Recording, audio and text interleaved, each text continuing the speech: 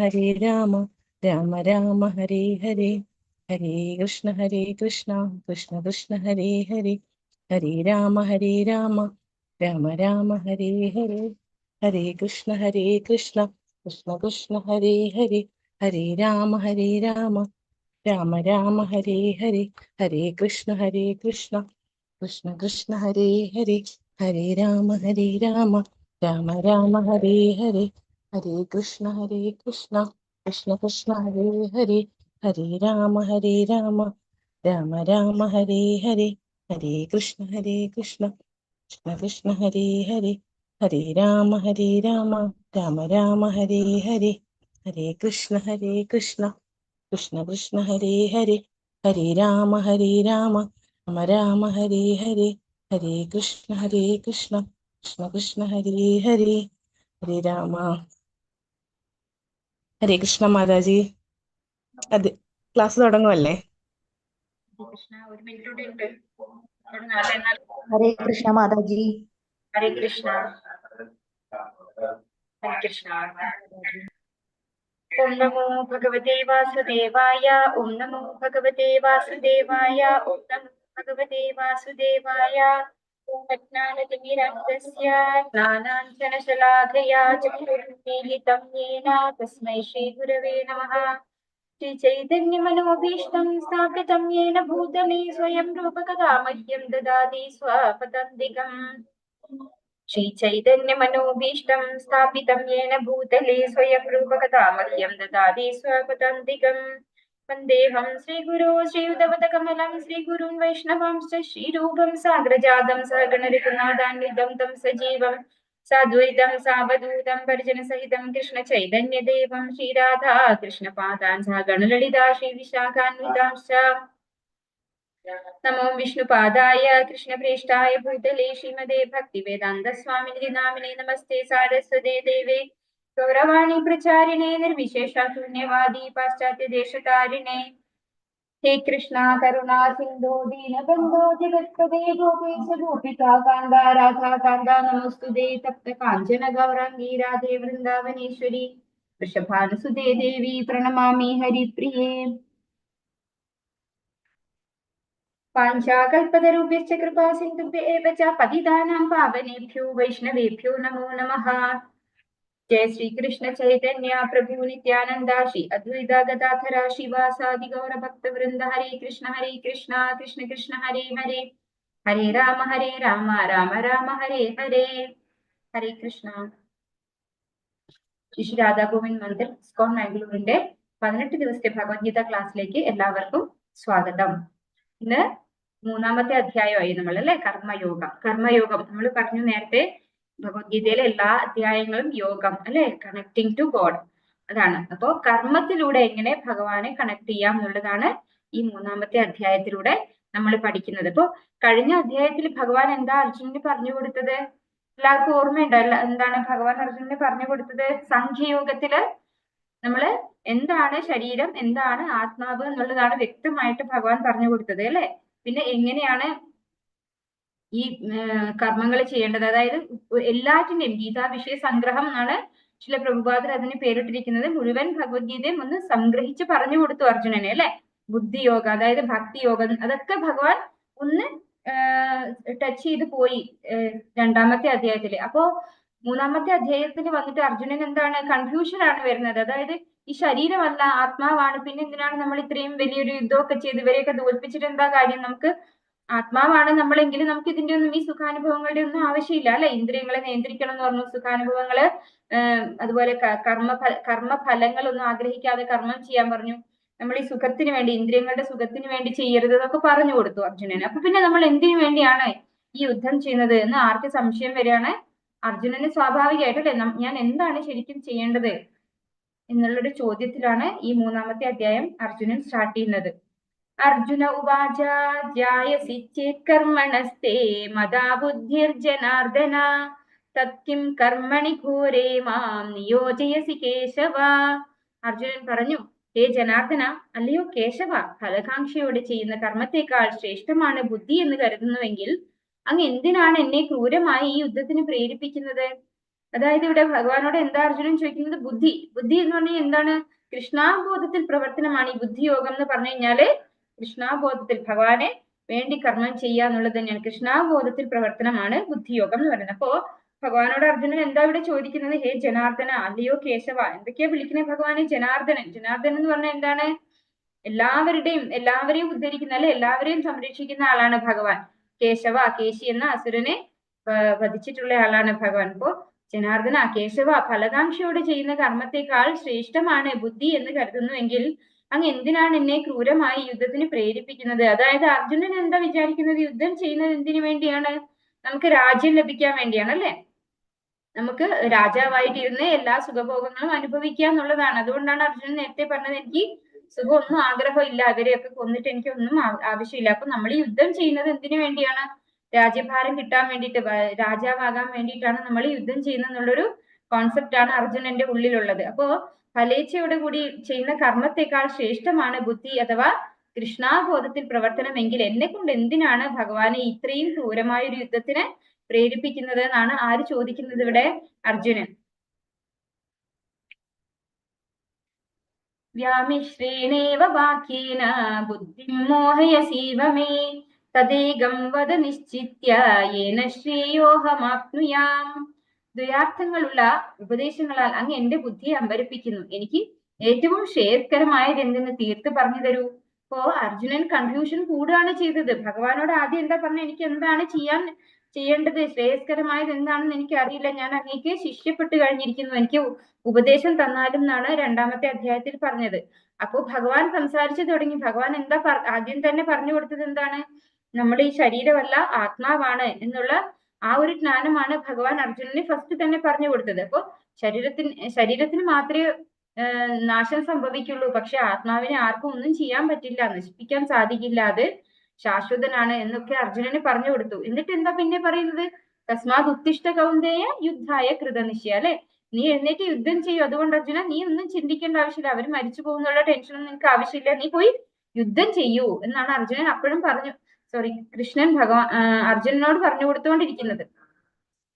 അപ്പോ ഭഗവാനോട് അർജുനൻ ചോദിക്കാണ്, എന്തിനാണ് എന്നെ ഇങ്ങനെ രണ്ട് രീതിയിൽ, അതായത് ശരീരമല്ല ആത്മാവാണ് നമ്മളെങ്കിൽ നമുക്ക് ഈ യുദ്ധം ചെയ്ത് രാജ്യം നേടേണ്ട ആവശ്യമൊന്നുമില്ല, അല്ലെ? നമുക്ക് ഭഗവാൻ പറയുന്നത് കൃഷ്ണാബോധത്തിൽ പ്രവർത്തനം, ഭഗവാന് വേണ്ടി സേവനങ്ങൾ ചെയ്യാനാണെങ്കിൽ നമ്മൾ എന്തിനാണ് യുദ്ധം ചെയ്യുന്നത്? അപ്പൊ എനിക്ക് ഏറ്റവും ശ്രേയസ്കരമായത് എന്താണെന്ന് പറഞ്ഞു തരൂ കൃഷ്ണ എന്നാണ് ഭഗവാനോട് അർജുനൻ പറയുന്നത്. ഇനി ഭഗവാൻ സംസാരിക്കുന്നതാണ്. ന കർമ്മണാമനാരംഭാത് നൈഷ്കർമ്മ്യം പുരുഷോഷ്ണുതി ന ച സന്യസനാദേവ സിദ്ധിം സമധിഗച്ഛതി. കർമ്മം ചെയ്യാതിരിക്കുന്നത് കൊണ്ട് മാത്രം ആരും കർമ്മഫലങ്ങളിൽ നിന്ന് മുക്തരാകുന്നില്ല, സന്യാസം കൊണ്ട് മാത്രം ഒരാൾ പൂർണ്ണത നേടുകയുമില്ല. അപ്പോ അർജുനൻ എന്താ വിചാരിച്ചിരുന്നത്?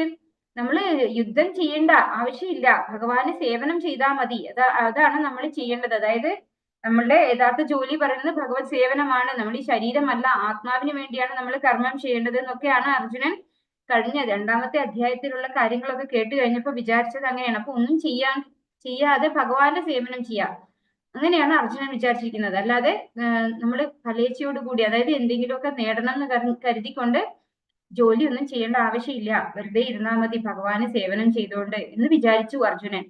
അപ്പോ ഭഗവാൻ ഇവിടെ പറയാണ്, കർമ്മം ചെയ്യാതിരുന്നത് കൊണ്ട് മാത്രം ആരും കർമ്മഫലങ്ങളിൽ നിന്ന് മുക്തരാകുന്നില്ല.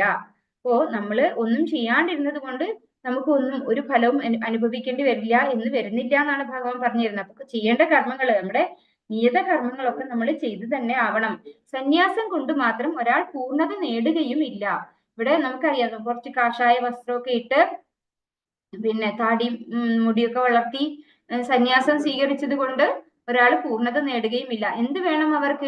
ഇന്ദ്രിയ നിയന്ത്രണം വേണം, അല്ലെ? നമ്മളിപ്പോ വീടൊക്കെ ഉപേക്ഷിച്ച് എന്റെ ഭാര്യയും മക്കളെയും സംരക്ഷിക്കലൊന്നും എനിക്ക് ഇനി വേണ്ട, എനിക്ക് ഭഗവാന് വേണ്ടി സേവനം ചെയ്താൽ മതി എന്ന് പറഞ്ഞുകൊണ്ട് നമ്മളൊരു കാഷായ വസ്ത്രമൊക്കെ ഇട്ട് നമ്മള് സന്യസിക്കാൻ പോയിട്ട് അവിടെ എത്തിയോ എന്റെ ഭാര്യക്ക് എന്തായിട്ടുണ്ടാവും, എന്റെ മക്കൾ എങ്ങനെയാവും ജീവിക്കുന്നുണ്ടാവുക, അവരേത് രീതിയിലായിരിക്കും എന്നൊക്കെ ചിന്തിച്ചുകൊണ്ടിരിക്കുകയാണെങ്കിൽ ആ സന്യാസം കൊണ്ട് എന്താണ് പരിപൂർണത? എന്ത് പൂർണ്ണതയാണ് അതുകൊണ്ട് കിട്ടുക? അപ്പോ നമ്മൾ ഈ കർമ്മം ചെയ്യാതിരുന്നത് കൊണ്ട് കർമ്മഫലങ്ങളിൽ നിന്നും മുക്തരാവുകയില്ല, സന്യാസം സ്വീകരിച്ചത് കൊണ്ട് നമ്മള് മനസ്സുകൊണ്ട് ഉപേക്ഷിക്കാൻ നമുക്ക് സാധിക്കണം. അതുവരെ നമ്മൾ സന്യാസം സ്വീകരിച്ചത് കൊണ്ട് യാതൊരു പ്രയോജനവും ഇല്ല. അതുപോലെ ഇന്ദ്രിയങ്ങളെ നിയന്ത്രിക്കണം. ഇതൊക്കെ കഴിഞ്ഞിട്ടാണ് സന്യാസത്തിലേക്ക് വരേണ്ടതുള്ളൂ. ഡയറക്റ്റ് ഇതാണ് ചെയ്യേണ്ടത്, ഭഗവത് സേവനമാണ് ചെയ്യേണ്ടത് എന്നൊന്ന് മനസ്സിലാക്കുമ്പോഴേക്കും നമുക്കൊരു സ്വിച്ച് ഇട്ടതുപോലെ സന്യാസത്തിലേക്ക് മാറാൻ സാധിക്കില്ല. അപ്പോ ഭഗവാൻ അതാണ് ഇവിടെ അർജുനന് പറഞ്ഞു കൊടുക്കുന്നത്. കർമ്മം ചെയ്യാതിരുന്നത് കൊണ്ട് ആരും കർമ്മഫലങ്ങളിൽ നിന്ന് മുക്തരാകുന്നുമില്ല. സന്യാസം സ്വീകരിച്ചത് കൊണ്ട് മാത്രം ആരും പൂർണ്ണത നേടുകയുമില്ല. ഇനി എങ്ങനെയാണ് കർമ്മം ചെയ്യേണ്ടത് എന്നുള്ള ഒരു കാര്യമാണ് അർജുനന് ഭഗവാൻ പറഞ്ഞു കൊടുക്കുന്നത്. യജ്ഞാർത്ഥാത് കർമ്മണോന്യത്ര ലോകോയം കർമ്മബന്ധനഃ തദർത്ഥം കർമ്മ കൗന്ദേയ മുക്തസംഗ സമാചര. കർമ്മം വിഷ്ണുവിനായുള്ള യജ്ഞം എന്ന നിലയിൽ അനുഷ്ഠിക്കേണ്ടതാണ്. അല്ലെങ്കിൽ അത് മനുഷ്യനെ ഭൗതിക ലോകത്തോട് കൂടുതൽ ബന്ധിക്കുകയേ ഉള്ളൂ. കുന്തിപുത്ര, നിന്റെ നിർദ്ദിഷ്ട കർമ്മങ്ങളെ ഭഗവാന്റെ സംതൃപ്തിക്കായി നിർവഹിക്കൂ. അങ്ങനെ ചെയ്താൽ നിനക്ക് എന്നെന്നും ബന്ധമുക്തനായിരിക്കാം. അപ്പോ എങ്ങനെയാണ് കർമ്മം ചെയ്യേണ്ടതെന്ന് ഈ ശ്ലോകത്തിലൂടെ അർജുനന് ഭഗവാൻ പറഞ്ഞു കൊടുക്കാണ്. എങ്ങനെ കർമ്മം ചെയ്യണം എന്നാണ് പറയുന്നത്? യജ്ഞാർത്ഥാത് കർമ്മണോ, അതായത് യജ്ഞമായിട്ട് ഭഗവാൻ വിഷ്ണുവിനുള്ള യജ്ഞം എന്ന നിലയിലാണ് കർമ്മം അനുഷ്ഠിക്കേണ്ടത്. അതായത് ഭഗവാന് വേണ്ടി കർമ്മം ചെയ്യണം.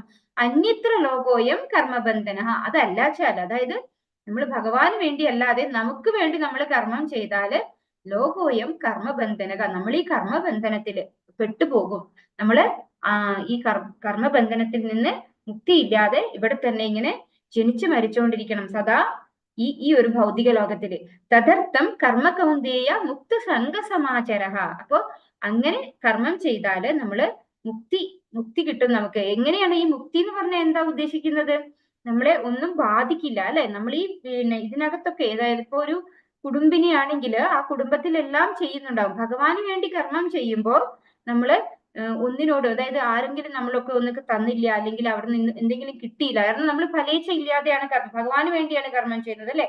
നമ്മൾ നമ്മുടെ സ്വന്തം ആൾക്കാർക്ക് വേണ്ടി കർമ്മം ചെയ്യുമ്പോഴാണ് അവരിൽ നിന്ന് നമുക്ക് എന്തെങ്കിലും പ്രതീക്ഷിക്കേണ്ടി വരുന്നത്. അപ്പൊ ഭഗവാൻ എന്നെ ഏൽപ്പിച്ച ഒരു ഡ്യൂട്ടി ചെയ്യുന്ന പോലെയാണ് നമ്മള് നമ്മുടെ കർമ്മങ്ങൾ ചെയ്യുന്നതെങ്കിൽ നമ്മൾ ഈ കർമ്മബന്ധത്തിൽ പെട്ട് പോകില്ല. അതാണ് ഭഗവാൻ ഈ ഒരു ശ്ലോകത്തില് കൃത്യമായിട്ട് പറഞ്ഞു തരുന്നത്. അതായത് നമ്മളിപ്പോ ഒരു അച്ഛനാണ്, അച്ഛന്റെ ഒക്യുപ്പേഷണൽ ഡ്യൂട്ടി, അല്ലെങ്കിൽ അമ്മയാവട്ടെ, ഇപ്പൊ എല്ലാവരും രണ്ടുപേരും വർക്ക് ചെയ്യുന്നവരാണ് അല്ലെ. അപ്പൊ നമ്മുടെ ഒക്യുപ്പേഷണൽ ഡ്യൂട്ടി ചെയ്യുക. അപ്പൊ നമ്മൾ ചോദിക്കും, എല്ലാം നമുക്ക് യജ്ഞാർത്ഥാത് ചെയ്യാൻ പറ്റുമോ? എല്ലാ ജോലികളും ഭഗവാന് വേണ്ടി സമർപ്പിച്ചുകൊണ്ട് ചെയ്യാൻ പറ്റുമോ? ചെയ്യാൻ സാധിക്കും. അതായത് നമ്മൾ അതിന്റെ ഫലം നമ്മൾ ചിലപ്പോൾ ജോലി ചെയ്യുന്നത് ശമ്പളം കിട്ടാൻ വേണ്ടിയിരിക്കും. എല്ലാവരും ജോലി ഇഷ്ടപ്പെട്ട് ചെയ്യുന്നതായിരിക്കണം എന്നില്ല. നമ്മൾക്ക് ആവശ്യം എന്താണ്? നമ്മുടെ ലിവിങ് കോസ്റ്റ്, നമുക്ക് ജീവിക്കാനുള്ള പൈസ ആവശ്യമുണ്ട് അല്ലെ. അങ്ങനെ നമുക്ക് കിട്ടുന്ന വരുമാനം നമുക്ക് എന്ത് ചെയ്യാം? ഭഗവാന് വേണ്ടി സമർപ്പിച്ചിട്ട് ഇത് ഭഗവാൻ എനിക്ക് തന്നതാണ്, ഇത് ഭഗവാൻ ഞാൻ തിരിച്ചു തരുന്നു എന്ന് പറഞ്ഞുകൊണ്ട് നമുക്ക് ചെയ്യാൻ സാധിക്കും. പിന്നെ അതുപോലെ തന്നെ ഭഗവാനാണ് ഓരോ ജീവാത്മാവിന്റെയും ബീജപ്രദാതാവായിട്ടുള്ള പിതാവെന്ന് ഭഗവത്ഗീതയിലൂടെ ഭഗവാൻ പറയുന്നുണ്ട് അല്ലെ. അപ്പൊ ആ രീതിയിൽ ഭഗവാന്റെ കുട്ടികളാണ് എല്ലാവരും. ഭഗവാൻ എല്ലാവരുടെ ഹൃദയത്തിലും ഭഗവാനുണ്ട് അല്ലെ. അപ്പൊ അവർക്കൊക്കെ വേണ്ടി ചെയ്യുന്ന സേവനങ്ങളൊക്കെ എന്താണ്? ഭഗവാന് വേണ്ടിയിട്ടുള്ള സേവനങ്ങളാക്കി നമുക്ക് മാറ്റാൻ പറ്റും അല്ലെ. ഭഗവാൻ എന്നെ ഏൽപ്പിച്ച ഒരു ജോലി ചെയ്യുന്നു എന്നുള്ളൊരു തോന്നലോട് കൂടി വേണം നമ്മള് ഓരോ കാര്യങ്ങളും, നമ്മുടെ നിയത കർമ്മങ്ങൾ, നമ്മുടെ ഒക്യുപ്പേഷണൽ ഡ്യൂട്ടി ചെയ്യാനായിട്ട്. അങ്ങനെ ചെയ്യുകയാണെങ്കിൽ നമുക്ക് എല്ലാം ഭഗവാന് വേണ്ടി യജ്ഞാർത്ഥ കർമ്മണോ അങ്ങനെ ചെയ്യാൻ സാധിക്കും.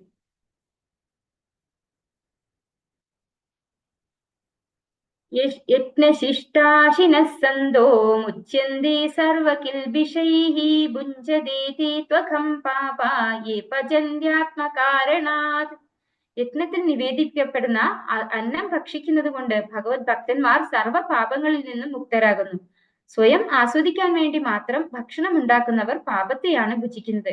ഇതിലെ ഭഗവാൻ വ്യക്തമായി പറയുവാണ്. അതായത് നമ്മൾ ഭഗവാന് വേണ്ടി നിവേദിക്കാതെ കഴിക്കുന്ന ഭക്ഷണമൊക്കെ നമ്മുടെ പാപത്തിന്റെ ഫലമാണ് നമ്മൾ കഴിക്കുന്നത് എന്ന് ഭഗവാൻ വ്യക്തമായിട്ട് പറഞ്ഞു തരാണ് അല്ലെ. നമ്മൾക്ക് അറിയാൻ പറ്റും, നമ്മൾ പലരും നമ്മൾ ചിന്തിക്കുന്നുണ്ടാവും നമ്മളൊരു പാപവും ചെയ്യാതെയാണ് ജീവിക്കുന്നത് അല്ലെ.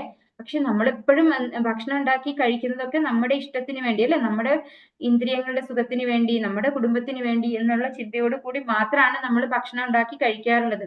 അപ്പൊ അങ്ങനെ ഉണ്ടാക്കുന്ന ഭക്ഷണം പോലും എന്താണ് പറയുന്നത്? പാപമാണ് നമ്മൾ ഭുജിക്കുന്നത്. ഭുഞ്ചതേ ത്വഖം പാപ, അതായത് ഏ പചന്ത്യ ആത്മകാരണ, അത് നമുക്ക് വേണ്ടി ഉണ്ടാക്കുന്നതിലൂടെ പാപമാണ് ഭുജിക്കുന്നത് എന്ന് ഭഗവാൻ പറയാണ്. പിന്നെ എങ്ങനെയാണ് കഴിക്കേണ്ടത്? യജ്ഞശിഷ്ടാശിനഃ സന്തോ, അതായത് യജ്ഞശിഷ്ടം എന്ന് പറഞ്ഞു കഴിഞ്ഞാൽ എന്താണ്? ഭഗവത് പ്രസാദമാണ്. ഭഗവാന് നിവേദിച്ചിട്ട് നമ്മള് സ്വീകരിക്കുന്ന പ്രസാദമാണ് യജ്ഞശിഷ്ട പറയുന്നത്. സന്തോ എന്ന് പറഞ്ഞു കഴിഞ്ഞാല് സാധു, അതായത് ഭക്തന്മാരാണ്. സന്തഹ ഭക്തന്മാരാണ്. അങ്ങനെ മുച്യന്തേ സർവകിൽബിഷൈഹി, അവര് എല്ലാ പാപങ്ങളിൽ നിന്നും മുക്തരാവുന്നു. എങ്ങനെയാണ്? ഭഗവാന് നിവേദിച്ചിട്ടുള്ള ഭക്ഷണം കഴിച്ചതുകൊണ്ട്. അപ്പൊ നമ്മൾ വിചാരിക്കും നമ്മൾ ഭക്ഷണം ഭഗവാന്റെ മുന്നിൽ കൊടുത്തു കഴിഞ്ഞാൽ അതൊട്ടും റെഡ്യൂസ് ആവുന്നില്ല, ഭഗവാൻ അപ്പൊ കഴിക്കുന്നുണ്ടാവോ? നമുക്ക് അറിയില്ല അല്ലെ? പക്ഷെ ഭഗവാൻ കഴിക്കും. ഭഗവാൻ എങ്ങനെയാണ് കഴിക്കുക? ആചാര്യന്മാര് പറഞ്ഞു കേട്ടിട്ടുണ്ട്. അതായത് ഭഗവാൻ ഒന്ന് നോക്കിയാൽ മാത്രം മതി, അപ്പൊ തന്നെ അതെന്തായി മാറും? പ്രസാദമായി മാറും. അത് മാത്രമല്ല, ഭഗവാൻ അത് മുഴുവൻ കഴിച്ചിട്ട് നമുക്ക് അത്ര തന്നെ തിരിച്ചു തരികയും ചെയ്യാണ് ഭഗവാൻ ചെയ്യുന്നതെന്നാണ് പറയുന്നത്. അതായത് നമ്മൾ വെച്ച ഭക്ഷണം കുറഞ്ഞു പോകുന്നില്ല. അതിന്റെ കാരണം ഭഗവാൻ ഒരു പ്ലേറ്റ് ആഹാരം കഴിച്ചിട്ട് ഒരു പ്ലേറ്റ് ആഹാരം നമുക്ക് വേണ്ടി തിരിച്ചു തരുകയും ചെയ്യുന്നു. അങ്ങനെയാണ്. അതായത് ഭഗവാൻ എന്തും ചെയ്യാം അല്ലെ? നമ്മളെ വിചാരിക്കുന്നത് മാത്രമാണ് ഭഗവാന് ചെയ്യാൻ സാധിക്കുന്നത് എന്ന് ചിന്തിക്കുന്നത് തന്നെ മണ്ടത്തരമാണ്. അപ്പോ ഭഗവാൻ എന്തും ചെയ്യാൻ പറ്റും. അപ്പൊ ഭഗവാൻ ആ ഭക്ഷണം കഴിച്ചിട്ട് നമുക്ക് അത്ര തന്നെ ഭക്ഷണം പ്രസാദമായിട്ട് നമുക്ക് തിരിച്ചു തരികയും ചെയ്യുന്നു. അപ്പോ അങ്ങനെ ഭഗവാന് വേണ്ടിയിട്ട് ഭഗവാൻ എങ്ങനെയുള്ള ഭക്ഷണങ്ങൾ വേണം നിവേദിക്കാൻ? ഉള്ളി വെളുത്തുള്ളി ഒന്നും കൂട്ടാതെ, നോൺ വെജിറ്റേറിയൻ ആയിട്ടുള്ളതൊന്നും വെക്കാതെ ഉള്ള പച്ചക്കറിയുള്ള വെജിറ്റേറിയൻ ആഹാരങ്ങൾ കുക്ക് ചെയ്ത് ഭഗവാന് വേണ്ടി നമ്മൾ കുക്ക് ചെയ്യണം.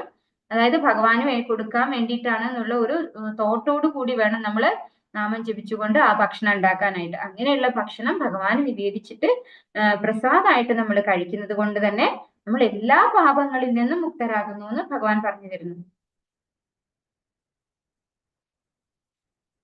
ഇവിടെ പിക്ചർ കണ്ടോ? ഇതില് ഒന്നില് ഏകാദശി പ്രസാദമാണ്. ഏകാദശി ദിവസം നമ്മൾ എന്താ കഴിക്കുള്ളൂ? ഫ്രൂട്ട്സ് മാത്രമേ കഴിക്കുള്ളൂ അല്ലെ? അത്തരത്തിലുള്ള ഫ്രൂട്ട്സ് മാത്രമാണ് ഇവിടെ ഒരു പ്ലേറ്റില് ഭഗവാൻ നിവേദിച്ചിട്ടുള്ളത്. അപ്പൊ എല്ലാ ദിവസവും നമ്മൾ കഴിക്കേണ്ടത് എങ്ങനെയാണ്? ഭഗവാന് നിവേദിച്ചിട്ട് മാത്രമാണ് കഴിക്കേണ്ടത്. ഇത് നമ്മൾ സാധാരണ, അതായത് അരിയും ഗോതമ്പും ഒക്കെ കൊണ്ടുണ്ടാക്കിയിട്ടുള്ള ആഹാരമാണ്, കുക്ക് ചെയ്ത ആഹാരമാണ് ഭഗവാന് നിവേദിച്ചിട്ട് പ്രസാദമായിട്ട് സ്വീകരിക്കുന്നത്.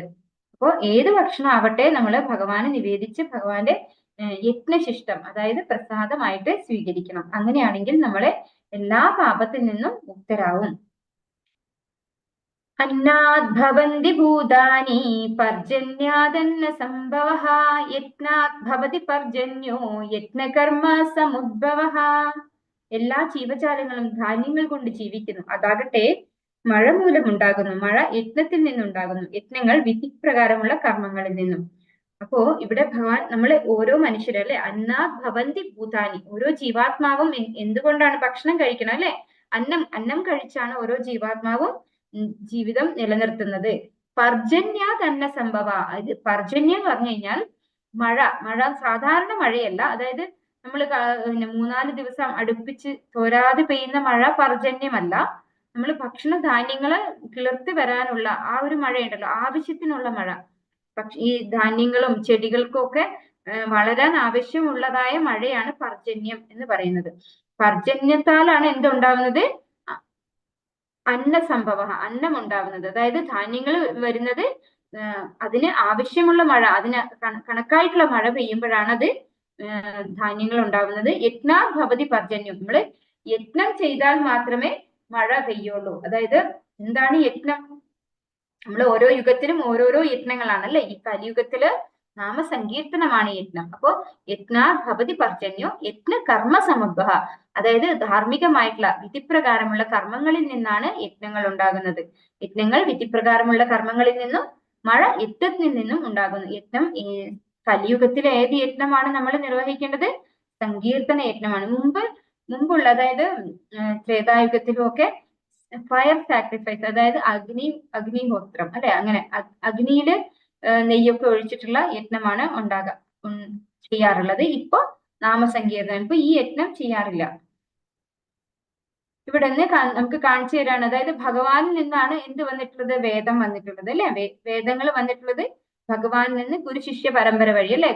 അങ്ങനെയാണ് വേദങ്ങൾ വന്നിട്ടുള്ളത്. അതായത് ഭഗവത്ഗീതയിൽ ഭഗവാൻ പറയുന്നുണ്ട്, സർവസ്യ ചാഹം ഹൃദി സന്നിവിഷ്ടോ മത്ത സ്മൃതി ജ്ഞാനമപോഹനം വേദൈശ്ച സർവൈരഹമേവ വേദ്യോ വേദാന്തകൃത് വേദവിദേവ ചാഹം. വേദാന്തകൃത് ആണ് ഭഗവാൻ. അതായത് വേദങ്ങൾ ഉണ്ടാക്കിയിട്ടുള്ളത് ഭഗവാനാണ്. വേദങ്ങളിലൂടെ അറിയേണ്ടതും ഭഗവാനെ തന്നെയാണെന്ന് ഭഗവാൻ പറയുന്നുണ്ട്. അപ്പൊ ഈ വേദങ്ങളാണ് പിന്നെ എങ്ങനെയാണ് കർമ്മം ചെയ്യേണ്ടത് എന്ന് പറഞ്ഞു കൊടുക്കുന്നത് അല്ലെ. അത് ഒക്യുപേഷണൽ ഡ്യൂട്ടീസ്. അപ്പൊ ആ വേദവിധി പ്രകാരമുള്ള കർമ്മങ്ങൾ ചെയ്യുമ്പോൾ എന്തുണ്ടാകുന്നു? അതുപോലെ യജ്ഞങ്ങൾ അതൊക്കെ ചെയ്യുമ്പോൾ എന്തുണ്ടാകുന്നു? റെയിൻ, അതായത് മഴ, പർജന്യമായിട്ടുള്ള മഴ, അതായത് എല്ലാം നശിച്ചു പോകുന്ന മഴയല്ല. ഇന്നിപ്പോ നമുക്ക് അതാണ് കൂടുതൽ കാണാൻ സാധിക്കുന്നത് അല്ലെ. അങ്ങനെയുള്ള മഴയെ പർജന്യം എന്ന് പറയില്ല. എല്ലാ ധാന്യങ്ങളും ഉത്പാദിപ്പിക്കുന്ന മഴ, നല്ല ആവശ്യമുള്ള ഒരു മഴ, അതിനെയാണ് പർജന്യം എന്ന് പറയുന്നത്. അതിലൂടെ എന്തുണ്ടാകുന്നു? ഗ്രെയിൻ, ധാന്യങ്ങൾ ഉണ്ടാകുന്നു. ആ ധാന്യങ്ങളാണ് നമ്മൾ കുക്ക് ചെയ്ത് ഭഗവാന് നിവേദ്യമായിട്ട് വെച്ച് അത് ആർക്ക് കൊടുക്കണം? ഭഗവാനിൽ നിന്നാണ് എല്ലാം വരുന്നത് അല്ലെ. ഭഗവാനാണ് ഇതൊക്കെ തരുന്നത്. അപ്പൊ ആ തിരിച്ചത് ഭഗവാന് കൊടുത്തിട്ട് പ്രസാദമായിട്ട് നമ്മൾ സ്വീകരിക്കുമ്പോഴാണ് നമ്മുടെ പാപഫലങ്ങളൊക്കെ ഇല്ലാതെയാവുന്നത്. ഇതിപ്പോ ഓരോ യുഗത്തിലും പറഞ്ഞിട്ടുള്ള യജ്ഞങ്ങളെ കുറിച്ചാണ് പറയുന്നത്. സത്യയുഗത്തില് ധ്യാനമാണ്. എന്തുകൊണ്ടെന്നാൽ സത്യയുഗത്തില് എല്ലാവർക്കും ലക്ഷക്കണക്കിന് വർഷങ്ങൾ ആയുസുണ്ട്. അപ്പൊ നമുക്ക് ഒരുപാട് വർഷം ധ്യാനം ചെയ്യാനൊക്കെ സാധിക്കും. കാരണം ധ്യാനത്തിന് ഒരു ലോങ് പ്രോസസ് ആണ്. അത് എളുപ്പത്തിൽ ഭഗവാൻ പ്രീതിപ്പെടില്ല. ധ്യാനത്തിലൂടെ ഒരുപാട് വർഷങ്ങളോളം തപസ് ചെയ്തിട്ടാണ്. നമുക്ക് തന്നെ അറിയാം അല്ലെ, ഓരോരുത്തരും എത്രയോ വർഷങ്ങള്, ഹിരണ്യകശിപു അവരൊക്കെ ഇങ്ങനെ പുറ്റൊക്കെ പൊന്തി അങ്ങനെ അത്രയും കാലം അവര് തപസ് ചെയ്യുന്നുണ്ട്. അപ്പൊ അവർക്ക് ഒരുപാട് ആയുസുണ്ട്. അപ്പൊ 1 ലക്ഷക്കണക്കിന് വർഷങ്ങൾ ആയുസുണ്ട്. അപ്പൊ ഒരു കാലഘട്ടം വരെ എല്ലാ കുടുംബജീവിതവും ഒക്കെ കഴിഞ്ഞ് അവർക്ക് അതൊക്കെ ഉപേക്ഷിച്ച് വനത്തിൽ പോയി ഏകാന്തതയിൽ ഇരുന്ന് തപസ് ചെയ്യാനുള്ള സമയം അന്ന് കിട്ടുമായിരുന്നു. ത്രേതായുഗത്തിലുള്ള യജ്ഞം എന്ന് പറഞ്ഞിട്ട് ഫയർ സാക്രിഫൈസ്, അതായത് അഗ്നിയിൽ നെയ്യൊക്കെ സമർപ്പിച്ചിട്ടുള്ള യജ്ഞമാണ്. ദ്വാപര യുഗത്തിലത് വിഗ്രഹാരാധനയായി മാറി. അപ്പൊ ഓരോ യുഗത്തിനും അതാത് യുഗത്തിന്റെ യജ്ഞങ്ങളാണുള്ളത്. കലിയുഗത്തില് നാമസങ്കീർത്തനമാണ് യജ്ഞം. കലിയുഗത്തിൽ എന്തുകൊണ്ടാണ് ഇങ്ങനെയുള്ള അഗ്നിയില് നെയ്യ് സമർപ്പിക്കുന്ന ആ തരത്തിലുള്ള യജ്ഞം ഇല്ലാത്തതെന്ന് ചോദിച്ചാല്, കലിയുഗത്തിൽ നമുക്കറിയാം എല്ലാം മായം കലർന്ന സാധനങ്ങളാണ് നമുക്ക് കിട്ടുക അല്ലെ. ഒന്നും ഒരു പ്യൂരിറ്റി ഉള്ള സാധനങ്ങൾ ഒന്നും തന്നെ നമുക്കിപ്പോ കിട്ടാൻ അവൈലബിൾ ആയിട്ടില്ല. എല്ലാറ്റിലും മായമാണ്. നെയ്യ് പോലും ശുദ്ധമായിട്ട് കിട്ടുന്നില്ല. അപ്പോ വിശ്വസിച്ചെടുക്കാൻ പറ്റില്ല. അപ്പൊ അങ്ങനെയുള്ള കാലഘട്ടത്തില് ഇതുകൊണ്ടൊന്നും വലിയ പ്രയോജനം ഉണ്ടാവില്ല. അത് മാത്രമല്ല, ബ്രാഹ്മണര് അത്രയും നിഷ്ഠയോടുകൂടി ഭഗവാന്റെ നാമം ജപിക്കുക, അതുപോലെ പിന്നെ മന്ത്രങ്ങൾ ഉച്ചരിക്കുകയൊക്കെ ചെയ്യണം. അത്തരത്തിലുള്ള ബ്രാഹ്മണരും ഇന്ന് ഈ കലികാലത്തില് ഇല്ല, അവൈലബിൾ ആയിട്ടില്ല. അപ്പോ കലികാലത്തില് നമുക്ക് നാമസങ്കീർത്തന യജ്ഞമാണ് പറഞ്ഞിട്ടുള്ള യജ്ഞം. ഇതിലിപ്പോ പറഞ്ഞിരിക്കുന്നത് ശ്രീമദ് ഭാഗവതത്തില് 11-ാം അധ്യായത്തില് 11-ാമത്തെ സ്കന്ധത്തില് 5-ാമത്തെ അധ്യായം 32-ാമത്തെ ശ്ലോകത്തില് പറഞ്ഞിരിക്കുന്നു. അത് നമ്മുടെ ചൈതന്യ മഹാപ്രഭുവിനെ കുറിച്ചാണ് ഈ ശ്ലോകം പറയുന്നത്. അതായത് കൃഷ്ണവർണം തുഷാവർണം സാംഗോപാംഗാശ്ച പാർഷദം യജ്ഞൈ സങ്കീർത്തന പ്രായൈഹി യജന്തീഹി സുമേധസഃ. അതായത് കൃഷ്ണവർണം തുഷാവർണം, കൃഷ്ണനെ വർണ്ണിച്ചുകൊണ്ട്, തുഷാവർണം ഭഗവാന്റെ വർണ്ണത്തിലല്ല വരുന്നത്, സാംഗോ പാങ്കാസ്ത്ര പാർഷദ, അതായത് പാർഷദന്മാരോട് ഒന്നിച്ച്, അതുപോലെ സാംഗോ പാങ്കാസ്ത്ര നമ്മുടെ അതായത് ഭഗവാന്റെ അംഗങ്ങളും പാർഷദന്മാരും എല്ലാവരും ഒന്നിച്ചു ചേർന്ന് വരും. യജ്ഞൈ സങ്കീർത്തന പ്രായഹി, അതായത് സങ്കീർത്തന യജ്ഞത്തെ പറഞ്ഞു തരാനായിട്ട് യജന്തിഹി സുമേധസഃ. ആ അവതാരം, ഭഗവാന്റെ അവതാരത്തെ കുറിച്ചാണ് ഇവിടെ പറയുന്നത്. അതായത് ഭഗവാന്റെ നിറത്തിലല്ല ഗൗരാംഗനായിട്ട്, അതായത് സ്വർണവർണ്ണത്തിലാണ് ചൈതന്യ മഹാപ്രഭു ഈ ഭൂമിയിൽ അവതരിച്ചിരിക്കുന്നത്. സ്വതവേ ഭഗവാൻ എങ്ങനെയാണ്? ശ്യാമവർണ്ണനാണ് അല്ലെ. എല്ലാ അവതാരങ്ങളും ശ്യാമവർണ്ണത്തിലാണ് മിക്കവാറും വരാറുള്ളത്. പക്ഷെ ചൈതന്യ മഹാപ്രഭു രാധാറാണിയുടെ കളറോട് കൂടി, അതായത് രാധാറാണിയുടെ ഭാവത്തിലാണ് ചൈതന്യ മഹാപ്രഭു കലിയുഗത്തിൽ അവതരിച്ചിട്ടുള്ളത്. ഭഗവാന്റെ തിരുനാമ സങ്കീർത്തനം പ്രചരിപ്പിക്കുക എന്നുള്ളതായിരുന്നു ചൈതന്യ മഹാപ്രഭുവിന്റെ പ്രധാന ലക്ഷ്യം. അങ്ങനെ ചൈതന്യ മഹാപ്രഭുവിന്റെ ആരാധിക്കുന്നത് യജന്തിഹി സുമേധസഃ, ബുദ്ധിയുള്ളവര് ചൈതന്യ മഹാപ്രഭുവിനെ ആരാധിക്കും. അപ്പൊ ഒരു ഭക്തന്റെ ഭാവത്തിലാണ് ചൈതന്യ മഹാപ്രഭു ഈ ഭൂമിയിൽ അവതരിച്ചത്. ഒരു ഗുപ്ത അവതാരം, അതായത് എല്ലാവർക്കും അറിയില്ല ചൈതന്യ മഹാപ്രഭു ഭഗവാന്റെ തന്നെ അവതാരമാണ് എന്നുള്ളത്. കാരണം ഒരു ഭക്തനായിട്ടാണ് ചൈതന്യ മഹാപ്രഭു ഇവിടെ അവതരിച്ചത്. ഭക്തനായതുകൊണ്ട് തന്നെ ഭഗവാനാണെന്ന് ഒരിക്കലും സ്വയം അംഗീകരിച്ചു കൊടുത്തിട്ടില്ല ആർക്കും. ഭഗവാനാണെന്ന് അറിയില്ല. ഭഗവാന്റെ പാർഷദന്മാർക്ക്, ഭഗവാന്റെ കൂടെ ഉള്ള ഭഗവാന്റെ ഭക്തന്മാർക്ക് മാത്രമാണ് ചൈതന്യ മഹാപ്രഭു ആണ് ഭഗവാൻ ശ്രീകൃഷ്ണനാണെന്നുള്ളത് അറിയുന്നത്. അല്ലാത്തവർക്കൊന്നും അറിയില്ല. അതുകൊണ്ട് തന്നെ ഇത് ഗുപ്ത അവതാരം എന്നാണ് പറയുന്നത്. അപ്പോ ഈ യജ്ഞം, അതായത് സങ്കീർത്തന യജ്ഞം കലിയുഗത്തില് നമുക്ക് തരാൻ വേണ്ടിയിട്ടാണ് ചൈതന്യ മഹാപ്രഭു വന്നിട്ടുള്ളത്. 12ാമത്തെ ശ്രീമദ് ഭാഗവതം 12ാമത്തെ സ്കന്ധം 3:51 ശ്ലോകം കലേർ ദോഷനിധി രാജൻ അസ്തിഹ്യേകോ മഹാൻ ഗുണഃ കീർത്തനാദേവ കൃഷ്ണസ്യ മുക്തസംഗ പരം വ്രജേത്. അപ്പോ ഈ ശ്ലോകത്തിലും എന്താ പറയുന്നത്? കലിയുഗത്തിന്റെ ദോഷം അതില്ലാതെയാക്കാൻ ആരെയാണ്? കീർത്തന ദേവകൃഷ്ണസ്യ മുക്തസംഗ പരം വ്രജേത്. അപ്പൊ ഭഗവാന്റെ തിരുനാമം ജപിച്ചു കഴിഞ്ഞാൽ മുക്തസംഗ, അല്ലെ, സംഘം എല്ലാ ഈ ഭൗതികമായ കാര്യങ്ങളിൽ നിന്നൊക്കെ നമുക്ക് മുക്തി നേടാൻ സാധിക്കും എന്ന് ശ്രീമദ് ഭാഗവതത്തിൽ പറയുന്നുണ്ട്. പിന്നെ ശ്രീമദ് ഭഗവത്ഗീതയിൽ തന്നെ 10ാമത്തെ അധ്യായത്തിൽ 25ാമത്തെ ശ്ലോകത്തിൽ എന്താണ് പറയുന്നത്? മഹർഷീണാം ഭൃഗുരഹം ഗിരാമസ്മേകമസ് ഓർമ്മയില്ല ശ്ലോകം. മഹർഷീണാം ഭൃഗുരഹം ഗിരാമസ്മേകമക്ഷരം യജ്ഞാനാം ജപയജ്ഞോസ്മി സ്ഥാവരാണാം ഹിമാലയഃ. ഭഗവാന്റെ വിഭൂതി യോഗം ഉള്ളതിനകത്താണ് ഈ ഒരു ശ്ലോകം ഇരിക്കുന്നത്. യജ്ഞാനാം ജപയജ്ഞോസ്മി, യജ്ഞങ്ങളിൽ ഞാൻ ജപയജ്ഞമാകുന്നു എന്ന് ഭഗവാൻ പറയുന്നുണ്ട്. അപ്പൊ കലിയുഗത്തില് നമുക്ക് ജപയജ്ഞം തന്നെയാണ് ചെയ്യാനുള്ളത്. ഇതാണ് ചൈതന്യ മഹാപ്രഭു. ചൈതന്യ മഹാപ്രഭു ഗൗരാംഗനായിട്ടാണ്, ഗൗരവർണം, അതായത് നല്ല ഗോൾഡൻ കളറാണ് ചൈതന്യ മഹാപ്രഭുവിൻ്റെത്. അങ്ങനെയാണ് ചൈതന്യ മഹാപ്രഭു ഇവിടെ അവതരിച്ചത്. അപ്പോ കൂടെ ഉള്ളതൊക്കെ ഭഗവാന്റെ പാർഷദന്മാരുമാണ്. അതായത് രാധാറാണിയാണ് ഗദാധർ പണ്ഡിറ്റായിട്ട് അവതരിച്ചത്, ബലരാമനാണ് നിത്യാനന്ദ പ്രഭുവായിട്ട് അവതരിച്ചത്, ശിവനും മഹാവിഷ്ണുവും ചേർന്ന അവതാരാണ് അദ്വൈത ആചാര്യരായിട്ട് വന്നത്. പിന്നെ ശ്രീവാസ നാരദ ബ്രഹ്മർഷി തന്നെയാണ്. അങ്ങനെ എല്ലാവരും സാങ്കോപാങ്കാസ്ത്ര പാർഷദം, അങ്ങനെയാണ് ആര് വന്നിട്ടുള്ളത്? ചൈതന്യ മഹാപ്രഭു. ചൈതന്യ മഹാപ്രഭുവിന്റെ പ്രണാമന്ത്രമാണ്, അതായത് ഈ 5 പേരെയും ചേർത്തിട്ടാണ് നമ്മൾ പ്രണാമന്ത്രം ചൊല്ലുന്നത്.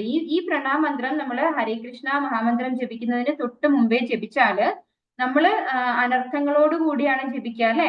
ആ അനർത്ഥങ്ങളോട് കൂടിയാണ് ജപിക്കുന്നതെങ്കിലും ആ അനർത്ഥങ്ങളൊക്കെ ഇല്ലാതെയാക്കി തരും, അത് പ്യൂരിഫൈ ചെയ്തു തരും ഈ ഒരു ചൈതന്യ മഹാപ്രഭുവിന്റെ ഈ കീർത്തന. അതായത് ജയ ശ്രീകൃഷ്ണ ചൈതന്യ പ്രഭു നിത്യാനന്ദ ശ്രീ അദ്വൈത ഗദാധര ശ്രീവാസാദി ഗൗരഭക്ത വൃന്ദ. അപ്പോ ഈ ഒരു ജപം, ഈ ചൈതന്യ മഹാപ്രഭുവിനെ സ്തുതിച്ചുകൊണ്ടുള്ള ഈ ഒരു സ്തുതി നമ്മുടെ എല്ലാ നാമം ജപിക്കുമ്പോൾ ഉണ്ടാകുന്ന എല്ലാ അനർത്ഥങ്ങളെയും ഇല്ലാതെയാക്കി തരും.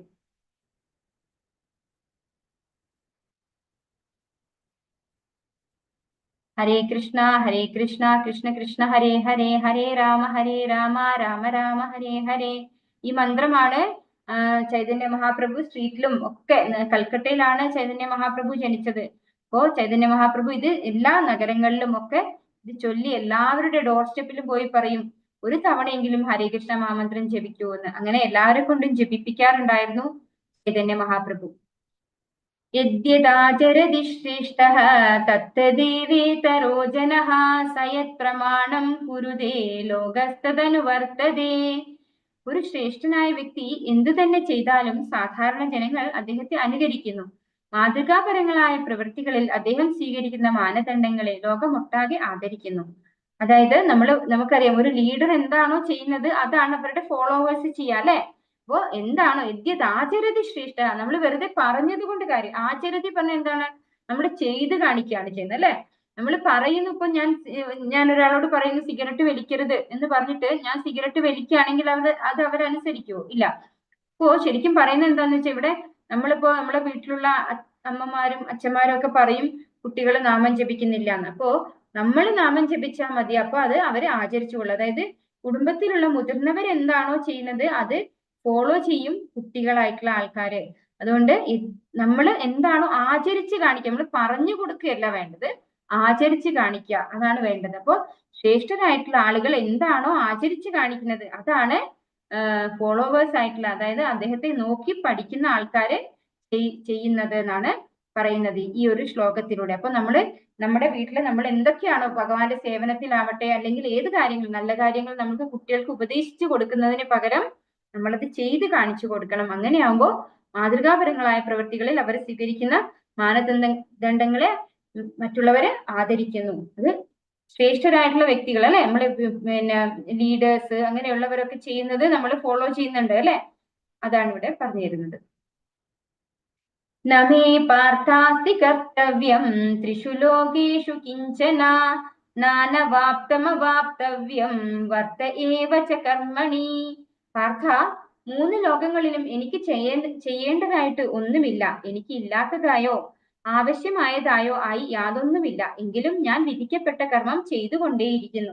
അപ്പോ നമ്മൾ നേരത്തെ ശ്ലോകത്തിൽ കണ്ടു അല്ലെ, എന്താണോ ആചാര്യന്മാരായിട്ടുള്ളവർ ചെയ്യുന്നത് അത് നമ്മൾ അനുസരിക്കുന്നു. ഇവിടെ ഭഗവാൻ എന്താ ഇവിടെ പറയുന്നത്? എനിക്ക് ചെയ്യേണ്ടതായിട്ട് ഈ 3 ലോകത്തിലും ത്രിഷു ലോകേഷു, അതായത് ഈ 3 ലോകത്തിൽ എനിക്ക് ചെയ്യേണ്ടതായിട്ട് ഒരു കർത്തവ്യവും ഇല്ല അർജുന. പിന്നെയോ എന്നാലും വാപ്തവ്യം വർത്ത ഏവച കർമ്മണി, എന്നാലും ഞാൻ എനിക്ക് വിധിക്കപ്പെട്ട കർമ്മം ചെയ്യുന്നു. എന്തുകൊണ്ടാണ് അങ്ങനെ ഭഗവാൻ ചെയ്യുന്നത്? നമ്മൾ പറയാമോ ഭഗവാൻ ചെയ്തില്ലല്ലോ അതുകൊണ്ട് നമുക്ക് ചെയ്യണ്ട അല്ലെ, ഭഗവാൻ ഇവിടെ ഭൂമിയിൽ വന്നിട്ട് ഒന്നും ചെയ്തില്ല അതുകൊണ്ട് ചെയ്യണ്ട എന്ന് പറയാം. അപ്പൊ അതുകൊണ്ട് തന്നെ ഭഗവാൻ എന്താ ചെയ്തത്? ഭഗവാന് ചെയ്യേണ്ടതായിട്ടുള്ള എല്ലാ കർമ്മങ്ങളും, അതായത് ഭഗവാൻ ഏതേത് അവതാരം എടുത്ത് വന്നിട്ടുണ്ടോ ആ അവതാരത്തിലൊക്കെ, ഇതിലിപ്പോ ശ്രീരാമസ്വാമിയുടെ അവതാരമാണ് കാണിക്കുന്നത് അല്ലെ, ശ്രീരാമസ്വാമിയുടെ അവതാരമാണ് കാണിക്കുന്നത്. ഹനുമാനാണ് കൊടിയിലുള്ളത്. അപ്പൊ ശ്രീരാമൻ വന്നിട്ട് എന്താ ചെയ്തിരിക്കുന്നത്? രാജാവായി പിന്നെ ഓരോ കർമ്മങ്ങളും, അതായത് കുട്ടിക്കാലത്ത് ചെയ്യേണ്ട കർമ്മങ്ങള്, വിദ്യാഭ്യാസം, ഇവര് നമുക്കറിയാം എല്ലാ അവതാരത്തിലും ഭഗവാൻ ഗുരുവിനെ സ്വീകരിക്കുന്നുണ്ട്, വിദ്യാഭ്യാസം ചെയ്യുന്നുണ്ട്, അതുപോലെ അച്ഛനമ്മമാരെ സംരക്ഷിക്കുക, രാജ്യഭാരം ഏറ്റെടുക്കുക, സഹോദരങ്ങളോട് ഒരു മൂത്ത സഹോദരന്റെ രീതിയിൽ നിന്നുകൊണ്ട് തന്നെയാണ് ആര് ചെയ്യുന്നത്? ശ്രീരാമസ്വാമി ചെയ്യുന്നത്. ഒരു ഭാര്യയായിട്ടുള്ള സീതാറാണിയോട് ഒരു ഭർത്താവിന് ചെയ്യേണ്ട ജോലികൾ ചെയ്തിട്ടുണ്ട്. അതുപോലെ പൗരന്മാരുടെ അടുത്ത്, അതായത് രാജ്യത്തിലുള്ള ജനങ്ങൾക്ക് അവർക്ക് ആവശ്യമുള്ളതായ സേവനം ചെയ്തിട്ടുണ്ട്. പിന്നെ ഇവൻ നമ്മുടെ വനവാസ കാലത്തും ഭഗവാൻ ഓരോരോ കാര്യങ്ങൾ ചെയ്യേണ്ടത് അല്ലെ, സുഗ്രീവന്റെ അടുത്തും. ഇപ്പോ ഭഗവാനാണ് എന്ന് കരുതിയിട്ട് ഡയറക്റ്റ് ആരെയും ഒന്നും കൊല്ലാനോ ഒന്നിനും പോയില്ല അല്ലെ. ഒരു മനുഷ്യൻ എങ്ങനെയാണോ ചെയ്യുന്നത് ആ രീതിയിലാണ് ഭഗവാൻ ഓരോ കാര്യങ്ങളും ചെയ്തത്. ഇപ്പോ നമുക്കറിയാം ലങ്കയിലേക്ക് പാലം പണിയുന്നത്, ഭഗവാൻ ഈ പാലം പണിതിട്ട് വേണ്ട ശരിക്കും ലങ്കയിൽ എത്താനായിട്ട്. പക്ഷെ ഭഗവാൻ അങ്ങനെ ഒരു ഷോർട്ട് കട്ട് ഒന്നും എവിടെയും ചെയ്തിട്ടില്ല. ഭഗവാൻ എന്താണോ ഒരു വ്യക്തി ഇവിടെ വന്ന് ചെയ്യുന്ന കാര്യങ്ങളൊക്കെ ഭഗവാനും ചെയ്തു പോയി. അത് എന്തുകൊണ്ടാണ്? ഭഗവാൻ അങ്ങനെ ചെയ്യാതിരുന്നാല് മറ്റുള്ളവർ പറയും ഭഗവാൻ ഒന്നും ചെയ്യുന്നില്ലല്ലോ, പിന്നെ നമ്മൾ എന്തിനാ ചെയ്യുന്നത്. അപ്പോ ശ്രേഷ്ഠരായിട്ടുള്ള ആളുകൾ ചെയ്യുന്നത് മറ്റുള്ളവരെ ഫോളോ ചെയ്യുന്നുള്ളത് ഭഗവാൻ നേരത്തെ പറഞ്ഞു. അപ്പൊ ഭഗവാൻ ചെയ്യണ്ട എങ്കിൽ പോലും ഭഗവാൻ എല്ലാ കർമ്മങ്ങളും ചെയ്യുന്നുണ്ട്. അപ്പോ ഭഗവാൻ ശ്രീകൃഷ്ണനായിട്ട് വന്നിരിക്കുന്ന സമയത്ത് ഒരു ചെറിയൊരു സ്റ്റോറി ഉണ്ട്. അതായത് ഭഗവാൻ ശ്രീകൃഷ്ണൻ 16,108 ഭാര്യമാരുണ്ടായിരുന്നു. അപ്പോ ഒരു ദിവസം നമ്മുടെ നാരദ ബ്രഹ്മർഷി ഭഗവാനെ കാണാൻ പോയപ്പോ ഓരോ വീടുകളിൽ പോകുമ്പോഴും എല്ലാ വീട്ടിലും ഭഗവാനുണ്ട്, എല്ലാ വീട്ടിലും ശ്രീകൃഷ്ണൻ, എല്ലാവരും എന്തെങ്കിലും ഓരോരോ ജോലികൾ ചെയ്യുന്നുണ്ടാവും. ചിലയിടത്ത് പോയി തോട്ടം നനയ്ക്കുന്നുണ്ടാവും, ചിലയിടത്ത് കുട്ടികളെ കാര്യങ്ങൾ നോക്കുന്നുണ്ടാവും. അങ്ങനെ ഭഗവാൻ വെറുതെ ഇരിക്കുന്നേയില്ല, എപ്പോഴും ആക്റ്റീവായിട്ട് പണി ചെയ്തുകൊണ്ടിരിക്കുന്നുണ്ടായിരുന്നു ഭഗവാൻ. ഒരു സെക്കൻഡ്.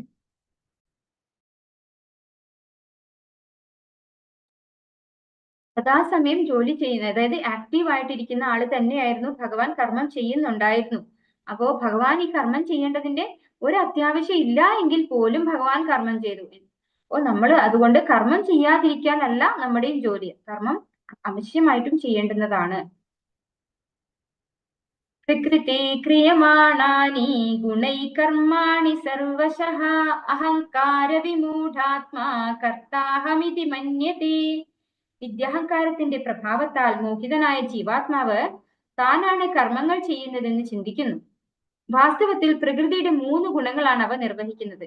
ഇപ്പോ മിഥ്യാഹങ്കാരത്തിന്റെ പ്രഭാവത്താൽ, എന്താണ് മിഥ്യാഹങ്കാരം? ഞാൻ ഈ ശരീരമാണ്, ഈ ഒരു കുടുംബത്തിലെ അംഗമാണ് ഞാൻ, അതുപോലെ ഈ അച്ഛന്റെ അമ്മയുടെയും മകനാണ്, അല്ലെങ്കിൽ ഈ ഈ ഭർത്താവിന്റെ ഭാര്യയാണ്, ഈ കുട്ടികളുടെ അമ്മയാണ്. അപ്പൊ ഇങ്ങനെയുള്ള ഒരു തോട്ടാണ് എന്ത് മിഥ്യാഹങ്കാരം എന്ന് പറയുന്നത് അല്ലെ. നമ്മളൊരു കുടുംബത്തിന്റെ ഭാഗമാണ് എന്ന് ചിന്തിക്കുന്നത്. ശരിക്കും നമ്മൾ ആരാണ്? ഈ ശരീരമല്ല നമ്മൾ അല്ലെ, ജീവാത്മാവാണ് നമ്മൾ. അപ്പോ നമ്മളെ കർമ്മത്തിന്റെ ഫലത്താൽ നമ്മൾ ഈ ഒരു ശരീരത്തില് വന്നുപെട്ടിരിക്കുകയാണ്. അപ്പോ നമ്മൾ ഈ ഒരു കുടുംബത്തിനകത്ത് വന്നിട്ട് നമ്മൾ ഇവരൊക്കെ എന്റെ സ്വന്തക്കാരാണെന്ന് തെറ്റായി ധരിച്ചിരിക്കുന്ന ആളുകളാണ് നമ്മളൊക്കെ. അപ്പോ വിദ്യാഹങ്കാരത്തിന്റെ പ്രഭാവത്താൽ മോഹിതനായ ജീവാത്മാവ് താനാണ് കർമ്മങ്ങൾ ചെയ്യുന്നതെന്ന് ചിന്തിക്കുന്നു. അപ്പോൾ ഞാൻ ജോലി ചെയ്തിട്ടുണ്ടാക്കുന്ന കാശാണ്, ഞാൻ ജോലി ചെയ്യുന്നു, ഞാനാണ് അത് ചെയ്യുന്നതെന്നൊക്കെ നമ്മൾ പറഞ്ഞുകൊണ്ടിരിക്കും അല്ലെ. പക്ഷെ ആക്ച്വലി എന്താണ് കർമ്മം, ആരാണ് കർമ്മം ചെയ്യുന്നതെന്നാണ് ഇവിടെ പറയുന്നത്. വാസ്തവത്തിൽ പ്രകൃതിയുടെ 3 ഗുണങ്ങളാണ് അവ നിർവഹിക്കുന്നത് എന്നാണ് പറയുന്നത്. അപ്പോ നമ്മൾ ആ ഗുണത്തിൽ, ഏത് ഗുണത്തിലാണോ നമ്മൾ ഉള്ളത് അതിനനുസരിച്ച് എങ്ങനെയാണോ ഒരു മെഷീൻ വർക്ക് ചെയ്യുന്നത് അതുപോലെ നമ്മൾ വർക്ക് ചെയ്യപ്പെടുകയാണ് ചെയ്യുന്നത്. ആരാണ് നമ്മളെ കൺട്രോൾ ചെയ്യുന്നത്? ഭൗതിക പ്രകൃതിയിലുള്ള 3 ഗുണങ്ങളാണ് നമ്മളെ നിയന്ത്രിക്കുന്നത്. അപ്പോ ആ സത്വഗുണത്തിലാണെങ്കിൽ നമ്മുടെ കർമ്മം എന്തായിരിക്കും? സാത്വികമായിട്ടുള്ള കർമ്മമായിരിക്കും. രാജസിക്കാണ് നമ്മുടെ ഗുണമെങ്കിൽ രാജസിക്കായിട്ടുള്ള കർമ്മങ്ങളായിരിക്കും നമ്മൾ ചെയ്യുക. താമസിക്കാണെങ്കിൽ താമസിക്കായിട്ടുള്ള പ്രവൃത്തികൾ. അങ്ങനെ ഈ 3 ഗുണങ്ങളാണ് നമ്മളെ കൊണ്ട് ഓരോന്ന് ചെയ്യിക്കുന്നത് എന്നാണ് ഈ ഒരു ശ്ലോകത്തിൽ പറഞ്ഞു തരുന്നത്. അല്ലാതെ നമ്മൾ വിചാരിക്കുന്നത് നമ്മളാണ് ചെയ്യുന്നതെന്ന് എന്തുകൊണ്ടാണ്? മിഥ്യാഹങ്കാരം കൊണ്ട്. ഈ ശരീരമാണ് ഞാൻ എന്ന് തോന്നിയത് കൊണ്ടാണ് അങ്ങനെ നമ്മൾ ചെയ്യുന്നത് എന്നാണ് പറയുന്നത്. മയി സർവാണി കർമാണി സന്യസാധ്യാത്മചേതസാ നിരാശീർനിർമ്മമോ ഭൂത്വാ യുധ്യസ്വ വിഗതജ്വരഃ. അല്ലയോ അർജുന, നിന്റെ കർമ്മങ്ങളെല്ലാം എനിക്കായി അർപ്പിച്ചുകൊണ്ട് എന്നെ കുറിച്ചുള്ള പൂർണ്ണ ജ്ഞാനത്തോടെ ലാഭേച്ഛയോ ഉടമസ്ഥാവകാശ ബോധമോ അലസതയോ കൂടാതെ യുദ്ധം ചെയ്യൂ. അപ്പോ അർജുനൻ ചോദിച്ച ചോദ്യം എന്തായിരുന്നു? ഞാൻ എന്തിനാണ് യുദ്ധം, ഈ ഘോരമായ പ്രവൃത്തി ചെയ്യുന്നതെന്ന് ചോദിക്കുന്നതിനാണ് ഭഗവാൻ ഉത്തരം പറഞ്ഞു കൊടുത്തുകൊണ്ടിരിക്കുന്നത് അല്ലെ. ഇനി എന്താ ഇപ്പൊ ഇവിടെ പറഞ്ഞത്? നിന്റെ കർമ്മങ്ങളെല്ലാം എനിക്കായി അർപ്പിച്ചുകൊണ്ട് എന്നെ കുറിച്ചുള്ള പൂർണ്ണ ജ്ഞാനത്തോടെ ലാഭേച്ഛയോ ഉടമസ്ഥാവകാശ ബോധമോ അലസതയോ കൂടാതെ യുദ്ധം ചെയ്യൂ. അതായത് ലാഭേച്ഛയും ഉടമസ്ഥാവകാശ ബോധവും അലസതയും ഇതൊന്നും ആവശ്യമില്ല. എനിക്ക് ഈ യുദ്ധം ചെയ്ത് ജയിച്ചിട്ട് എനിക്ക് രാജാവാകണം എന്ന ഒരു ആഗ്രഹം നമ്മുടെ ഉള്ളിൽ ആവശ്യമില്ല. ഉടമസ്ഥാവകാശ ബോധം. അപ്പോ ഈ യുദ്ധം ഞാനാണ് ചെയ്യിക്കുന്നത്, അതാണ് ഉടമസ്ഥ അല്ലെ. എന്റെ ശക്തിയിലാണ് ഈ യുദ്ധം നടക്കുന്നത് എന്നുള്ള ആ ഉടമസ്ഥാവകാശ ബോധവും വേണ്ട. അലസത, ഇതൊന്നും ചെയ്യേണ്ട ആവശ്യമില്ല, എന്നാലും ചെയ്തേക്കാം, അങ്ങനെയല്ല. അപ്പൊ ഭഗവാന് വേണ്ടിയിട്ട്, ഭഗവാനാണ് ആവശ്യപ്പെടുന്നത് യുദ്ധം ചെയ്യാൻ.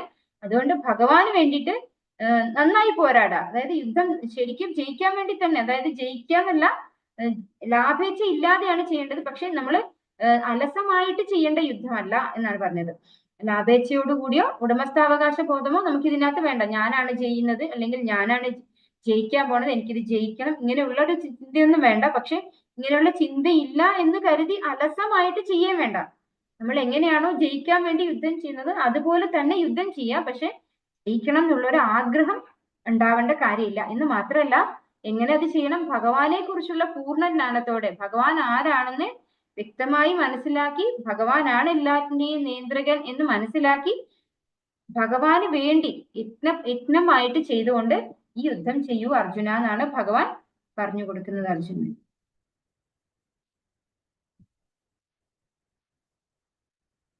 യേമേ മതമിദം നിത്യം അനുതിഷ്ഠന്തി മാനവാഃ ശ്രദ്ധാവന്തോ ന സൂയന്തോ മുച്യന്തേ തേപി കർമ്മഭിഃ.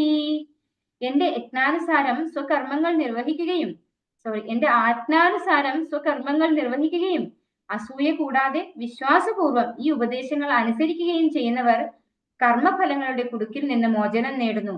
അതായത് ഭഗവാൻ എന്താണോ പറയുന്നത് അത് ചെയ്യുക അല്ലെ. എന്റെ ആജ്ഞാനുസാരണം സ്വകർമ്മങ്ങൾ നിർവഹിക്കുക. അതായത് നമ്മുടെ കർമ്മങ്ങൾ ഭഗവാന്റെ ആജ്ഞയ്ക്കനുസരിച്ച് നിർവഹിക്കുക. എങ്ങനെ നിർവഹിക്കണം? അസൂയ കൂടാതെ വിശ്വാസപൂർവം ഈ ഉപദേശങ്ങൾ അനുസരിക്കുകയും ചെയ്യുന്നവർ കർമ്മഫലങ്ങളുടെ കുടുക്കിൽ നിന്ന് മോചനം നേടുന്നു. നമ്മൾക്ക് അസൂയ ആവശ്യമില്ല അല്ലെ. ഭഗവാൻ എന്നോട് ആജ്ഞാപിക്കുവാണല്ലോ, ഞാൻ ഭഗവാന്റെ താഴെയാണോ, അങ്ങനെയൊന്നുള്ളൊരു അസൂയ, അതായത് അങ്ങനത്തെ ഒരു ചിന്ത നമുക്ക് വേണ്ട. പിന്നെയോ വിശ്വാസപൂർവം ഭഗവാന്റെ ഉപദേശങ്ങൾ അനുസരിക്കുകയും വേണം. അപ്പോ ഭഗവാനാണ് പറഞ്ഞു തരുന്നത് എന്നുള്ള ബോധ്യത്തോടു കൂടി ഭഗവാന്റെ ഉപദേശങ്ങൾ അല്ലെ, ഇത് നമുക്ക് ഭഗവാൻ തന്നെ ആയിരിക്കോ പറഞ്ഞു തരുന്നത്, അതോ നമ്മൾ തെറ്റായി നയിക്കപ്പെടുകയാണോ എന്നൊന്നും ചിന്തിക്കാതെ വിശ്വാസപൂർവം ഭഗവാന്റെ ഉപദേശങ്ങൾ സ്വീകരിക്കുകയും അനുസരിക്കുകയും ചെയ്യുന്നവർ കർമ്മഫലങ്ങളുടെ കുടുക്കിൽ നിന്ന് മോചനം നേടുന്നു. നമ്മൾ എന്ത് കർമ്മം ചെയ്താലും അതിന്റെ ഫലങ്ങളിൽ നിന്ന് മോചനം നേടുന്നു എന്ന് ഭഗവാൻ പറഞ്ഞു കൊടുക്കുന്നു അർജുനന്.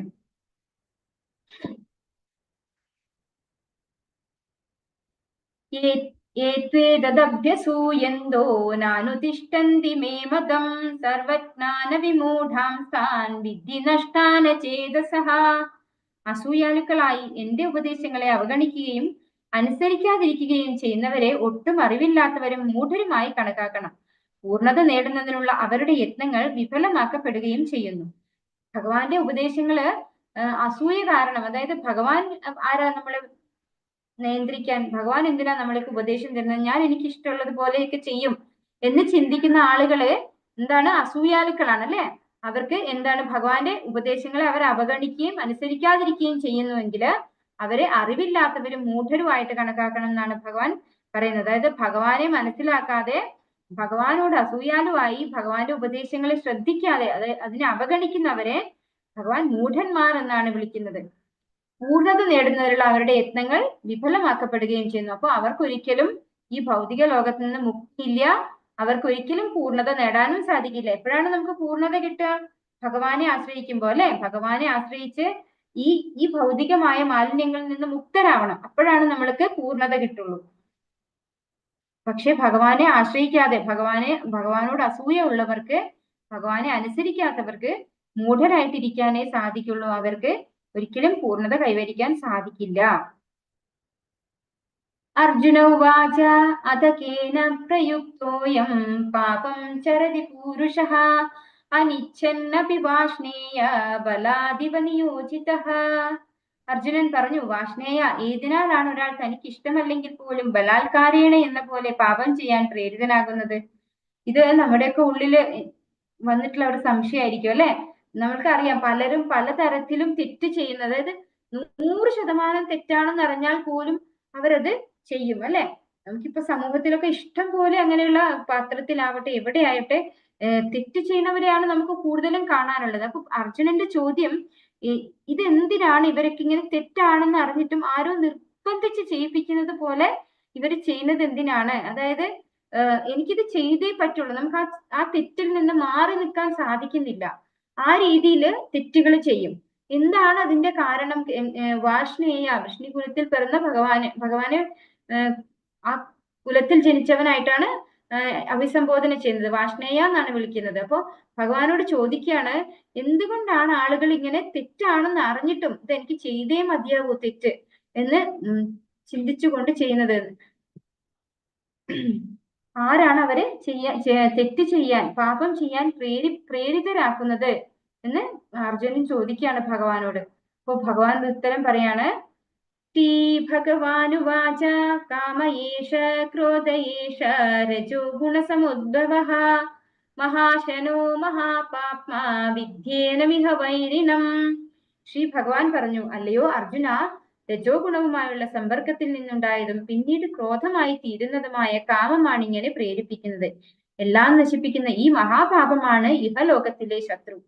അതായത് കാമ ഏഷ ക്രോധ ഏഷ, ഈ കാമവും ക്രോധവുമാണ് ഒരാളെ കൊണ്ട് തെറ്റാണെന്ന് അറിഞ്ഞിട്ടും ആ തെറ്റ് ചെയ്യിപ്പിക്കുന്നത്. അതായത് നമുക്കിപ്പോ എന്തെങ്കിലും ഒരു ആഗ്രഹം, ഇതിനൊക്കെ ഒരു എക്സാമ്പിൾ പറയുകയാണെങ്കിൽ, നമ്മൾ ഇന്ന് ആധുനിക കാലത്തിലുള്ള ഒരു ഉദാഹരണം പറയുകയാണെങ്കിൽ നമ്മൾക്ക് കാണാൻ സാധിക്കും. ഇപ്പോ ഓരോ എന്താ പറയാ, പെൺകുട്ടികളെ പ്രണയിച്ചു, അവർ തിരിച്ചു പ്രണയിക്കുന്നില്ല എന്ന് പറഞ്ഞ് ആ കുട്ടീനെ മണ്ണെണ്ണ ഒഴിച്ച് നടു റോഡിൽ തീ കത്തിച്ചു എന്നൊക്കെ നമുക്ക് കാണാൻ പറ്റും അല്ലെ.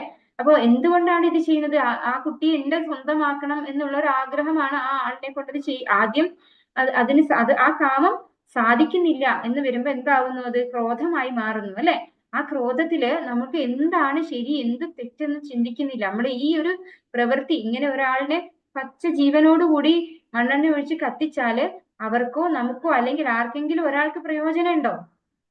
ഒന്നും ചിന്തിക്കുന്നില്ല. അവിടെ നിന്ന് അങ്ങോട്ട് പിന്നെ എന്താണ്? പോലീസായി, കേസായി അല്ലെ. നമ്മളും പിന്നെ മനസ്സമാധാനത്തോടു കൂടി ജീവിക്കുന്നില്ല. അപ്പോ ഈ ആഗ്രഹത്തിൽ നിന്ന് പുറത്തു കടക്കാൻ പറ്റാത്തത് കൊണ്ടാണ് നമ്മൾ വീണ്ടും വിചാരം ഇല്ലാതെയുള്ള കർമ്മങ്ങൾ ചെയ്യുന്നത് അല്ലെ.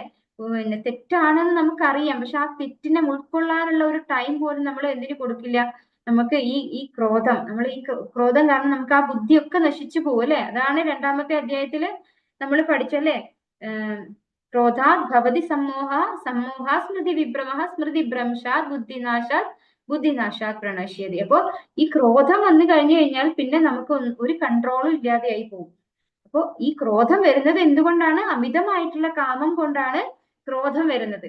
ആ അങ്ങനെയുള്ള ഈ കാമത്തെയും ക്രോധത്തെയും അത് എങ്ങനെയാ വരുന്നത്? രജോ ഗുണ സമുദ്ഭവ, രാജസികമായിട്ടുള്ള ഗുണത്തിൽ ഇരിക്കുമ്പോഴാണ് ഈ കാമവും ക്രോധവും ഒക്കെ ഉണ്ടാവുന്നത്. അത് മഹാശന മഹാപാപ്മ, ഏറ്റവും വലിയ വിദ്യേന മിക വൈരണം, നമ്മൾ നശിപ്പിക്കുന്ന ഒരു ആഗ്രഹമാണ് കാമം. ഈ കാമത്തെ നമ്മൾ നശിപ്പിക്കുക തന്നെ വേണം. കാമവും ക്രോധവും അത് നമ്മൾ ഇല്ലാതെയാക്കണം. വളരെ അത്യാവശ്യമാണെന്നാണ് ഭഗവാൻ ഇത് പറയുന്നത്. നമ്മുടെ വിദ്യേന മിക വൈരണം, അവര് ഈ ഇഹലോകത്തിലെ ശത്രുക്കളാണ് അവര്. ആര്?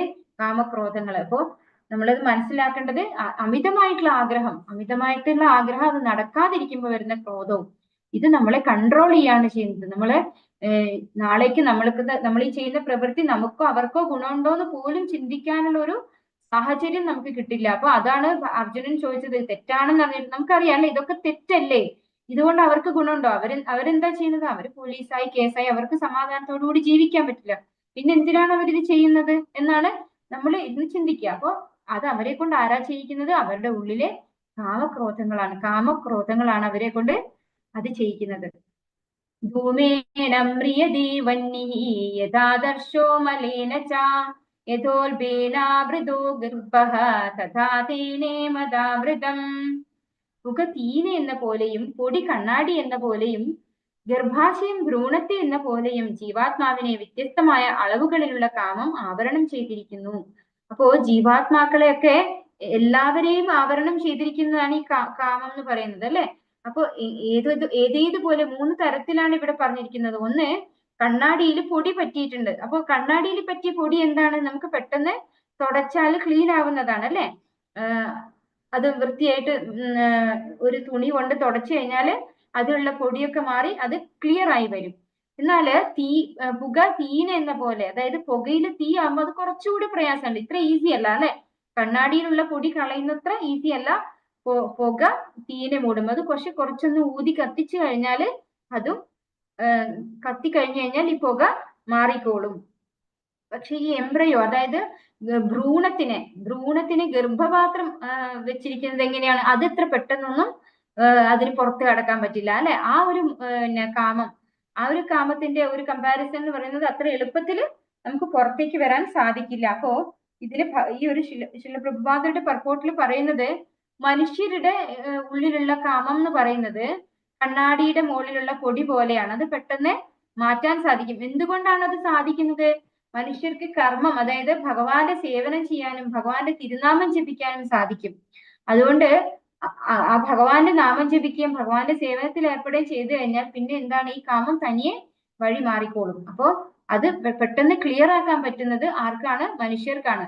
പിന്നെ പുക തീനെ മൂടുന്നത് ഈ പക്ഷി മൃഗാദികൾക്ക്, അതായത് ആ ശരീരത്തിൽ ഇരിക്കുമ്പോൾ അതിനെന്താണ്? ഈ അമിതമായിട്ടുള്ള, പക്ഷെ അതും അതിന്റെ ആവശ്യത്തിന് മാത്രമേ ഈ കാമമൊക്കെ ഉപയോഗിക്കുന്നുള്ളൂ അല്ലെ. ഇത്ര അധികം ക്രോധം കൊണ്ട് കൂടുതലായിട്ടുള്ള ഇത് ചെയ്യുന്നില്ല.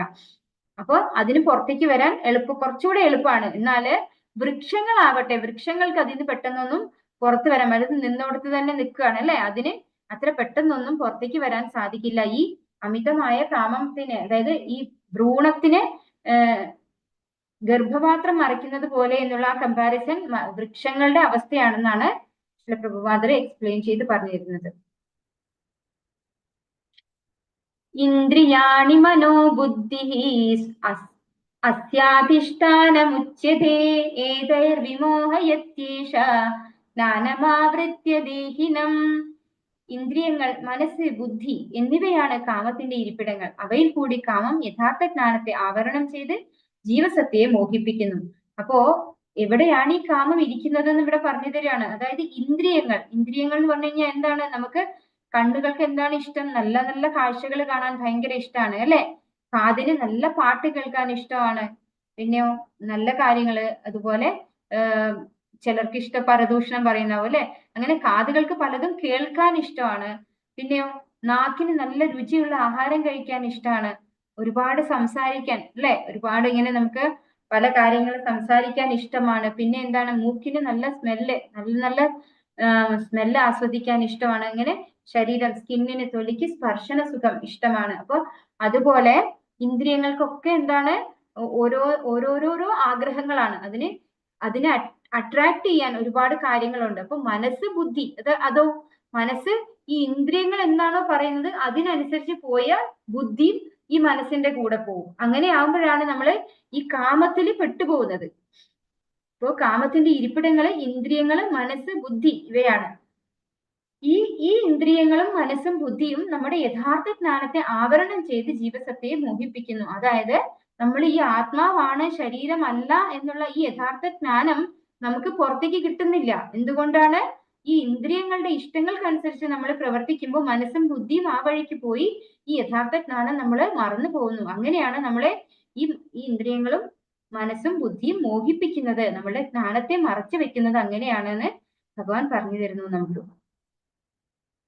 തസ്മാത് ത്വമിന്ദ്രിയാണ്യാദൗ നിയമ്യ ഭരതർഷഭ പാപ്മാനം പ്രജഹിഹ്യേനം ജ്ഞാനവിജ്ഞാനനാശനം. അതുകൊണ്ട് ഭരതർഷഭ ആദ്യമായി തന്നെ ഇന്ദ്രിയങ്ങളെ നിയന്ത്രിച്ച് ഈ പാപമുദ്രയായ കാമത്തെ മുരടിപ്പിക്കുക. ജ്ഞാനത്തെയും ആത്മസാക്ഷാത്കാരത്തെയും ഇല്ലാതാക്കുന്ന ഈ കാമത്തെ നശിപ്പിക്കുക. അപ്പോൾ ഭഗവാൻ പറഞ്ഞു കൊടുക്കുന്നു, ആദ്യം തന്നെ ചെയ്യേണ്ടത് ഇന്ദ്രിയങ്ങളെ നിയന്ത്രിച്ച് ഈ പാപമുദ്രയായ കാമത്തെ മുരടിപ്പിക്കുക. നമ്മള് കാമത്തെ വളരാൻ അനുവദിച്ചുകൂടാ. അതിനെ ഇന്ദ്രിയങ്ങളെ നിയന്ത്രിച്ചുകൊണ്ട് ആ കാമത്തെ, ആഗ്രഹങ്ങളെ ഒക്കെ മുരടിപ്പിച്ചു നിർത്തണം. ജ്ഞാനത്തെയും ആത്മസാക്ഷാത്കാരത്തെയും ഇല്ലാതാക്കുന്ന ഈ കാമത്തെ നശിപ്പിക്കുക. അപ്പോ നമ്മൾ യഥാർത്ഥ ജ്ഞാനം എന്താണ്? ഞാൻ ഈ ശരീരമല്ല, ആത്മാവാണ്.